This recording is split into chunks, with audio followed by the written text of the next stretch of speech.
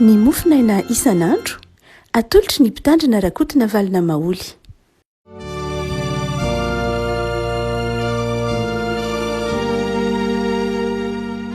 Falmerava tsika rehetra riavako tratra ity alatsinainy faha-telopolo volana novambra ity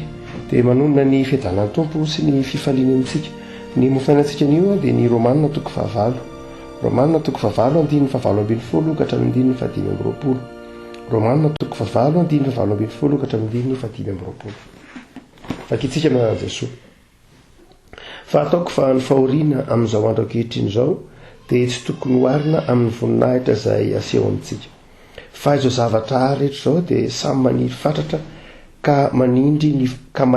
ny fampisehoana ireo zanak'Andriamanitra.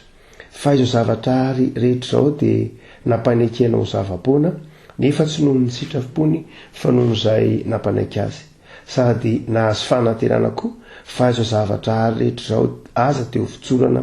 amin'ny fahandevozana dia ny fahalovana ho amin'ny fahafahana izay momba ny voninahitra ireo zanak'Andriamanitra. Fa fantatsika fa izao zavatra rehetra izao dia miara-misentro sy miara-marary toy izay efa hiteraka mandraka ankehitriny. Ary tsy izany ihany, fa isika koa na dia manana ny voaloam-bokatry ny fanahy aza, eny isika aza dia misentro atao anatintsika miandry ny fanangarananaka dia ny fanavotana ny tenantsika. Fa ny fanantenana no namonjenantsika, nefa ny fanantenana hita dia tsy mba fanantenana intsony, fa ahoana ny mbola nantenan'ny olona izay efa hitany. Fa raha isika manantena izay tsy mbola hitantsika dia miandry amin'ny faharetana. Ray masino manao masinana ny fahamarinana ny teninao ny fahamarinana. Amen. Ity romanina toko fahavalo izay hitam-pianatana antsika ity rehefa malala dia manazava ny fotom-pinoana momba ny fifandraisana amin'Andriamanitra, momba n'Andriamanitra, momba ny zava-boary, momba ny fahotana. Zay no asehon'ny romanina toko fahavalo na tsy ny romanina mihitsy aza moa. Ary dia somary lalipaka izany fanazavahan'ny Paoly momba ny finoana izany. Fa izay hitam-pianatana antsika ity romanina toko fahavalo ity dia momba ny voninahitr'Andriamanitra sy ny fahefan'Andriamanitra, ny maha-izy azy an'Andriamanitra. Asehon'ity romanina toko fahavalo ity fa izao zavatra rehetra izao matetika dia matetika no miverina amin'ity andininy fahavalo ka hatramin'ny andininy fahadimy amby roapolo ity, nefatra na indimy miverina ny hoe izao zavatra rehetra izao. Zany hoe izao zavatra noharian'Andriamanitra rehetra izao dia nampanekena ho zava-poanao izy. Ny zavatra asehon'ny Paoly zany amin'ity romanina toko fahavalo ity rehefa malala fa Andriamanitra no nahary ny zavatra rehetra ary manana fahefana feno amin'izany zava-boarina zany Andriamanitra. Tsy misy zany zavatra noharian'Andriamanitra ka tsy hananany fahefana na inona na inona, na iza na iza, na aiza na aiza, ary na raoviana na raoviana. Dia azon'Andriamanitra ampiarana ny fahefana maha-Andriamanitra azy ny zavatra rehetra. Ary na zavatra hita maso io, na fanahy io, na ny hita na ny tsy hita, noho ny fanekempontsika ao amin'ny fanekemponaikianina manao hoe na ny hita na ny tsy hita dia Andriamanitra ny nahary azy. Misy zavatra mantsy tsy hitantsika fa misy dia Andriamanitra ny nahary azy. Misy zavatra hita maso fa tsy hitantsika intsony fa efa rava ohatra, misy kintana nisy tany amin'ny asa 2 tapitrisa taona lasa ohatra, tsy hitantsika fa nisy izy fa Andriamanitra ny nahary azy.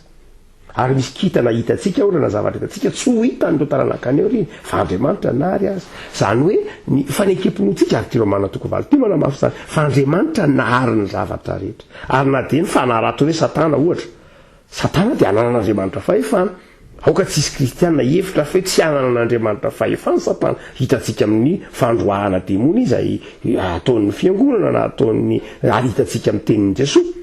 hoe mena fahefana nareo androka miasany maizina. Dikan'izany hananan'Andriamanitra fahefana daholo na inona na inona na iza na iza. Ary dia Paoly dia manazava ry havako fa izany fahefan'Andriamanitra zany dia miarihary amin'ny fitiavany. Ny fahefan'Andriamanitra tsy hoe maha-Andriamanitra azy, tsy hoe manapaka fahefana izy amin'ny zava-boariny, fa mitondra ny zava-boariny zany amin'ny fitiavany izy. Dia hoe ny apôstôly eto manao hoe fa izao zavatra rehetra dia nampanekena ho zava-poana. Mampatsara antsika ny bokin'ny Genesis zany ry havako. Ny Genesis toko voalohany dia manao hoe ny zavatra rehetra talohan'ny nahariana azy dia tsisy endrika akory. Hoy fazam-boky Genesis azy manao hoe ary ny tany dia tsy nisy endrika sady foana. Hoy ny teny frantsay hoe néant, hoy ny teny latina hoe nihil. Zany hoe tsy misy, tsy hoe vide, tsy hoe tsisy ninninina fa foana, tsisy akao koa raha ho ny filazam-boky Genesis azy ko. Zany hoe tsisy endrika, tsisy amatarana azy. Ny ainga avy amin'io néant na ifahafoanan'io naharian'Andriamanitra ny zavatra rehetra. Ary dia nahary ny zavatra rehetra izy, ny anita na ny tsy hita, dia nahary ny olombelona tongotra matanan'Andriamanitra. Ary dia ny fahendren'Andriamanitra no mitondrany zany zavaboary zany. Ny zavaboary rehetra izay no harian'Andriamanitra zany dia ny lalàn'Andriamanitra na ny fahendren'Andriamanitra no mitondra azy. Tsy hoe misy le zavaboary dia mitondra tena fotsiny zao na misy ho azy ka mandeha amin'izay mahafinaritra azy, fa misy loa, misy lalàna mitondra zao zavaboarin'Andriamanitra rehetra zao. Zay ny fahendren'Andriamanitra. Zay no mahatonga ny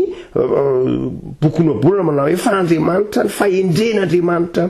no hitondrany ny asan'ny tanany rehetra. Fa izao rehefa niditra ny fahotana dia ny tanjon'ny fahotana dia hamerina indray lay faharian'Andriamanitra ho any amin'ny néant, ho any amin'ny fahafoanana. Ny programan'Andriamanitra zany dia nahary ny zavatra rehetra ary mitondra zany amin'ny fahendreny ka mahatonga ny zavaboarin'Andriamanitra ho zaridainan'Andriamanitra misy fifaliana, misy fitiavana ao anatin'ilay zavaboarin'Andriamanitra, ka ny lalàna mitondra azy dia Andriamanitra. Fa rehefa niditra kosa amin'ny fahotana, niditra Satana sy ny miaramilany, dia izay programan'Andriamanitra izay mihitsy no nondravana, ka lasa nanatsofoana fandarana na programa hafa makany amin'ny néant indray, na makany amin'ilay faharavana, na makany amin'ilay chaos ao amin'ny boky Genesis. Mifanohitra zany amin'ilay programan'Andriamanitra. Ary resatsara tahaka ny solosaina, fa ino moa fantatrao ny solosaina dia misy programa mampandeha azy, misy logiciel za mampandeha azy hoe ity ordinateur ity dia zao ny zavatra vitany dia miasa tsara izy. Fa rehefa tafiditra kosa le virus dia manova lay programa ao anatin'ilay ordinateur na ao anatin'ilay solosaina, ka ilay virus dia manjary mibaiko na mampiditra zavatra hafa ao anatin'ilay solosaina ka mahatonga azy tsy manao araka ny tokony ho izy le zavatra asaina ataony, na ovany daholy le zavatra asaina atao, disony daholy arak'izay tian'le virus atao. No zany dia tahak'izay mihitsy ny fahotana. Ny fahotana dia nanova lay programa. Raha toa ka fahatsarana sy fahendrena ny programan'Andriamanitra momba ny zavaboary no hariana, dia inona no mitranga rehefa niditra le fahotana dia tonga ny kio ny tampin'Andriamanitra ny zavaboary, ary te aleo tena tsy nila lay fahendren'Andriamanitra. Fahendren'Andriamanitra no ao anivon'ny zavaboary tamin'ny hariany azy, fa ny fahotana kosa dia nanaisotra izay fahendren'Andriamanitra izay ka fahendrena hafa. Fahendrena ve zany? Toe-tsaina hafa nampidirina tao anatin'ilay zavaboary, dia toe-tsaina manohitra an'Andriamanitra, ka io toe-tsaina io nefa ny dia tsy mitondra afa-tsy any amin'ny faharavana. Dia ny tompo efa napafantatra izay tamin'ny lehilahy manao hoe zao raha manoty ianao dia zao ho faty. Zany hoe hizotra makany amin'ny fahafoanana ny zavaboary ianao anatin'izany. Raha manoty ianao, zay io programa io. Fa raha ohatra ka mandeha tsara araka ny sitrapon'Andriamanitra ianao dia zao mizotra makany amin'ny fahendren'Andriamanitra io programa ny zavaboary ray manontolo io. Kanjo nanotany olombelona. Dia amintsika miresaka dia zao tsy mijanona zany hazakazaky ny faharavan'ny tontolo iainana, faharavan'ny zavaboary zany noho ny fahotan'ny olombelona. Makany amin'ilay néant. Ary dia voizina mihitsy ara-moa natsotsika hoe filozofia nihiliste na ny nihilisme hitantsika amin'ny filozofia Nietzsche zany ohatra ho an'izay nanao ny kilasy famaranana, dia mahatadidy ny antsoina hoe nihilisme nampianarin'ny Nietzsche tamin'ny fotoanandro dia be dia be ireo izay mivoaka tao anatin'izany ny teolojia ny fahafatesan'Andriamanitra isan-karazany ty amin'ny taona 70. Ary manaka ankehitriny dia toa mbola mizotra makany amin'izany faharavana na izany fahafoanana zany ihany, fanampitena izany asan'Andriamanitra zany ihany izao tontolo izao. de hoy Paul manazava manao hoe zao ange hoy Paul izao zavatra rehetra zao de efa nampanekena na efa nofatorana na efa nampidirana programa ka makany am'izany fahafoanana izany nefa tsy noho ny sitrapony ilay zavaboary tsy noho ny sitrafanoolay izay efa nampanaiky azy Andriamanitra Andriamanitra mitondra ny zavatra rehetra amin'ny fahendreny fa noho ny fahotana dia izao naveran'Andriamanitra tsy maintsy makany amin'izany faharavana izany fa izao kosa nefany fa napafantatra Andriamanitra manao izao noho izy mizotra makany amin'ny faharavananareo satria nalota dia nanome ny zanany Andriamanitra nanolotra antsika ny zanany Andriamanitra mba handrava ilay virusny faharavana lay programan'Andriamanitra mitondra antsika ho amin'ny fiainana ka nidiran'ilay ataontsika faharavana dinona no mitranga nasian'Andriamanitra ataovy hoe antivirus ilay izay nazahoantsika azy ankehitriny nasian'Andriamanitra famonjena vaovao indray tamin'ny alalan'i Jesosy dia io teneniny amin'ny andiny manaraka io izay manao hoe ary tsy zany ihany fa na isika koa dia manana ny voaloham-bokatry ny fanahy aza isika zany tamin'ny alalan'i Jesosy zay niraisitsika dia izao afaka tamin'ilay lalan'ny fahotana tsy lay fahotana tsy lay programa ny satana ntsony zany no mitondra ny fiainantsika satria tsika manana ny fanahy fa mizotra makany amin'ny fiainana vaovao isika itsika zany atao anatintsika ato efa manana ny fanahy masina ny olombelona zany itsika kristianina zany zay nandray an'i Jesosy dia afaka amin'ilay fatoran'ilay fahotana ka tsy makany amin'ilay néant na lay zava-poana intsony fa manaraka ny baiko ny fanahy masina manaraka n'ilay programan'Andriamanitra tany am-boalohany indray na izany aza hoe nefa ny apôstôly Paoly dia mbola miara-misento ihany satria mbola eto an-tany sika dia itsika manana fanan'Andriamanitra itsika efa tsy baikon'ilay ratsy intsony tsy mizotra makany amin'ny faharavana sy ny fahampitena ny fiainantsika noho ny amin'i Jesosy Kristy tompo fa ny manodidina antsika mbola hitantsika mizotra makany amin'izany faharavana zany ny zavatra rehetra hitantsika misento tsy ny olona ihany fa ny zavaboary hitantsika ny ranomasina hitantsika ny tontolo iainana hitantsika ny olona manodidina antsika mizotra makany amin'izany fahafoanana izany ihany fa itsika kosa zay mpino dia efa mahita fa izao mahita ny famonjen'Andriamanitra noho ny amin'i Jesosy dia izao hoy Paoly misendrotsika mahita an'izany fa miandry sika miandry ny farana ny zavatra rehetra fa tsy maintsy mbola ho avy ny fiverenan'ny tompo hampitsahatra hanavao ka isy Jerosalema vaovao Apokalypsy 2:20 dia isy lay hoe lasa ny tany taloha lasa ny zavatra taloha indry efa tonga vaovao reo Apokalypsy zany afaka malala dia rehetra zavatra telo rehetra ny tokony hotsaroana dia izao mangirifiry sika mangirifiry zao vokatry ny fahotana fa izao ho anao mpino dia ny fiainanao tsy makany amin'ny faharavana akory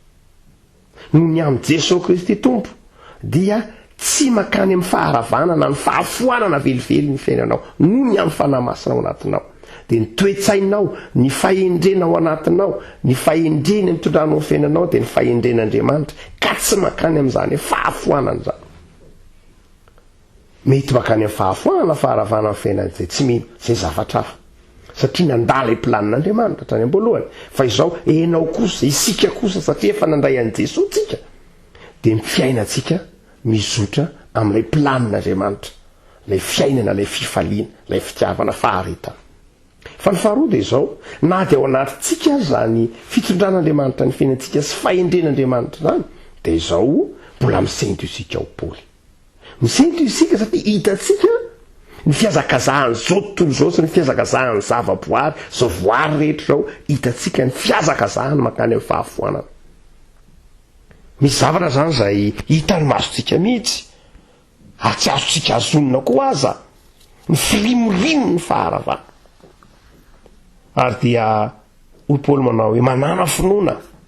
fa tsika miandry ny fananganananaka miandry ny mbola isehoany ireo zanak'Andriamanitra dia isika zany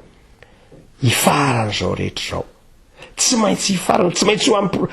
ho amin'ny faharavana ny faran'ny tany tsy maintsy ho amin'ny faharavana ny faran'ny zavoary rehetra zao raha miprograma Paoly hitany amin'ny programan'Andriamanitra mbarany Paoly dia hoe noho ny fahotana dia tsy maintsy ande ho any io fa izao ny fanantenananao amin'izay mino ny mino ao anatin'izany faharavan'ny zavaboary ny fahotany zany dia ho vonjen'Andriamanitra faran'de zao rehefa ko malala ao anatin'izany fiazakazahany faharavana makany amin'ny no ny asan'ny fahotany zany no itsoroan'ny mpino vavolombelon'ny fitiavan'Andriamanitra ka andraisany andraikitra history ny fitiavan'Andriamanitra andraisany andraikitra hizarany fitiavan'Andriamanitra hamonjy amin'ny alalan'ny fitohina filazantsara ireo zay mbola ao anatin'ny fatorana ireo zay mbola ao anatin'ny tsy fahalalana ny sitrapon'Andriamanitra ka mezakazaka makamin'izany fahafoanana izany ny fiainana dia miandry ianao tsy hoe mitazapotsiny zany mino hoe ndry zavatra efa io nge efa natao ravy efa potiky ny fahotanao dia atao fiainantsika natao metimety fa avy alao ny zao tontolo zao any tsy zay ny apôstôly Paoly nijereny fa izao mijoro vavolombelona ianao mitoro ny filazantsara ianao miaro ny tontolo iainana ianao miaro ny asan'Andriamanitra ianao mitondra ny fahendren'Andriamanitra amin'izay azonao hitohina ny filazantsara ianao ny avako malala toe-panatokonana antsika fanantenana manana fanantenana fa na eo aza ny fangiry firiana na eo arany zavatsarotra vokatry ny fahotana natao andresy ianao faharoa asa matoky fa matomen'Andriamanitra tombonandro tombo-pahasalamana fifaliana dia izao mbola irahan'Andriamanitra miasa mahere zany avako malala fa izao zavatra rehetra zao dia izao nampanekena mizotra makany amin'izany fahafoanana zany fa ianao tsy maka amin'izany fa ianao dia manana fanantenana ary ianao dia nataon'Andriamanitra fiasana hitory ny fandresena sy ny fitiavan'Andriamanitra zay ny mahatonga ny Romanina 9 mifarana amin'ny teny kanefa amin'izany rehetra zany dia manoatra noho ny mpandresy isika amin'ny alalan'ilay diantsika tsy ny fahalovana akory sy ny faharavana ny tompon'ny teny farany eo amin'ny fiainan'ny mpanompon'Andriamanitra ny amin'ny Jesosy Kristy tompo fa ny fandresena ivavaka isika tompo amin'izao zahay fa tsy navelanao horavan'ny fahotana ny asan'ny tananao anatin'izany zahay fa nanolo teny ianao tamin'ny alalan'i Jesosy zanakao amonjy sy hanafaka anay ary totazany masonay ny faharavany zao tontolo zao ny sento ny zavaboary noho ny fahotana sy ny otan'ny olombelona sy ny zavaboary manontolo mihitsy aza misaotra tompo fa efa ampitoerinao ty anatinay ny fanahinao masina ka ny fahendrenao no manjary fahendrenay noho ny amin'ny asan'ny fanahinao ny fitiavanao manjary fitiavanay dia ampahareto zay tompo anana fanantenana sy fifaliana aza mahafona masaraka anay amin'izao herinandro vao manompoka izao dia aoka ny fahendrenao Andriamanitra ny fandresenao amin'i Jesosy no atafinao ny fiainanay dia ho tsapan'izao tontolo zao fa tsy makany amin'ny fahafoanana velively na ny faharavana ny fiainanay fa makany amin'ny fiainana sy ny fiadanana ao aminao Andriamanitra tehirizo ny asan'ny tananay tehirizo ny tokantrano sy ny asana ny fianarana na zay rehetra ikelezanay aina tehirizo ho feny fanantenana misaotra Jesosy amen